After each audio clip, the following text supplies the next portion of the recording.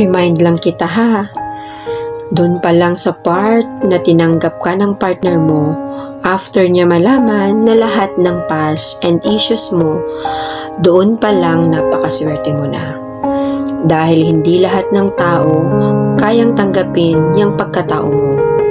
Hindi lahat maiintindihan yung sitwasyon na meron ka.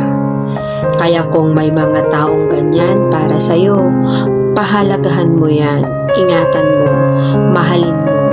Dahil marami ang naghahangad ng ganyan, kaya wag mo na siyang pakakawalan. Mahirap makatagpo ng tao na magmamahal sa atin.